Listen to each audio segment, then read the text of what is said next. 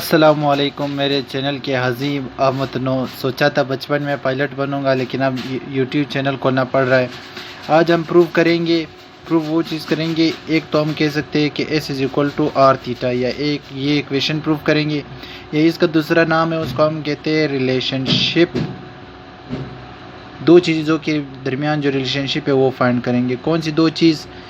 एक तो हमारे पास जो है ना लीनियर एक्सेलरेशन है। लीनियर एक्सेलरेशन को हम क्या कहते हैं?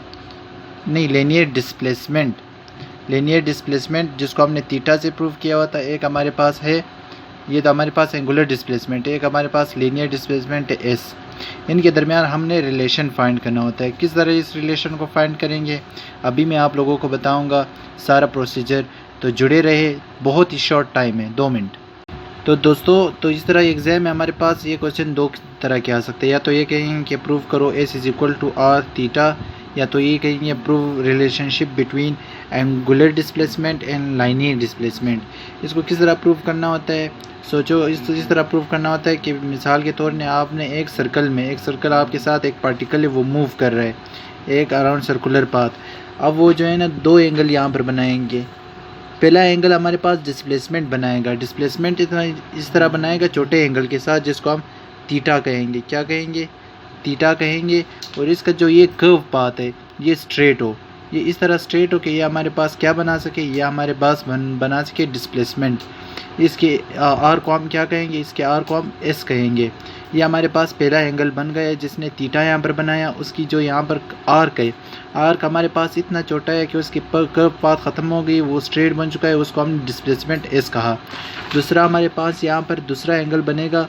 दूसरा एंगल किस तरह बनेगा? दूसरा एंगल की जो आर्क है वो इक्वल होगी यहाँ की इसकी रेडियस के साथ। क्यों इक्वल होगी? जब इसकी आर्क इक्वल हो जाए इसकी रेडियस की, तो हमारे पास क्या बन जाएगा? हमारे पास रेडियन बन जाएगा। तो ये हमारे पास 1 रेडियन की इक्वल हो गया। तो इसका जो यहाँ पर ये थीटा बनाया था, इसका हमारे पास क्या बनेगा? 1 रेडियन। तो अगर आप इसको नाम दे सकते तो इस पॉइंट को आप A नाम दे, इसको O नाम दे ओरिजिन, इसको B नाम दे। A से लेकर B तक हमारे जो आर्क है इसका डिस्टेंस आर्क इक्वल है, जिसने हमारे पास 1 रेडियन बनाया। 1 रेडियन का अगर आप डिफिनेशन देखिए उसमें यही लिखा है कि रेडियन इस चीज़ को एंगल कहते हैं जो इस तरह आर्क से सबटेंडेड हो, जिसकी लेंथ जो है ना वो रेडियस के बराबर हो। इसके बाद दूसरा जो एंगल बना है इसको हम यहाँ पर C कह देते हैं। C का जो आर्क है वो हमारे पास इतना छोटा है कि उसने यहाँ पर क्या बना हुआ है? डिस्प्लेसमेंट बनाया है, जिसमें हमने S कहा हुआ था। अब हम यहाँ पर क्या करेंगे? अब हम इन 2 एंगल्स की और इन 2 आर्क के दरमियान जो रेशियो है वो हमने फाइंड करनी होगी। फिर उसके बाद जो हमारे पास जो वहाँ पर इक्वेशन थी S = R थीटा, ये प्रूव हो जाएगी।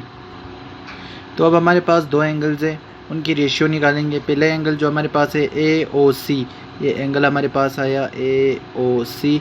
इसकी रेशियो हम दूसरे एंगल के साथ निकालेंगे जो हमारे पास जो था ना वो एंगुलर डिस्प्लेसमेंट है, जो हमारे पास है AOB। ये एंगल AOB, इसको फिर हम आर्क की रेशियो निकालेंगे। पहला आर्क हमारे पास कौन सा है? A to C। दूसरा आर्क हमारे पास कौन सा है?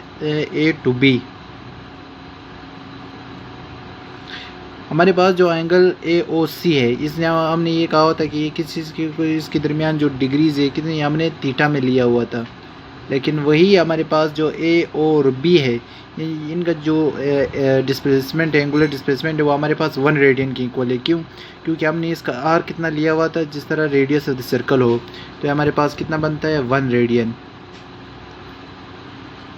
जो हमारे पास आर्क टू AC है वो हमारे पास किस चीज़ की? वो हमारे पास इतनी छोटी कर्व थी कि वो स्ट्रेट हो गई थी, वह हमने उसको डिस्प्लेसमेंट लिया हुआ था। डिस्प्लेसमेंट को हम S से डिनोट करते हैं, तो हम यहाँ पर लिखते हैं S।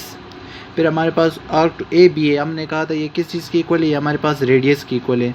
Radius of the circle ये आया। अब अगर आपने यहाँ से S फाइंड करना हो तो R को वहाँ पर ले जाओ, तो हमारे पास आ जाएगा S = R थीटा। अब आप लोग कहेंगे कि 1 रेडियन कहाँ चला गया?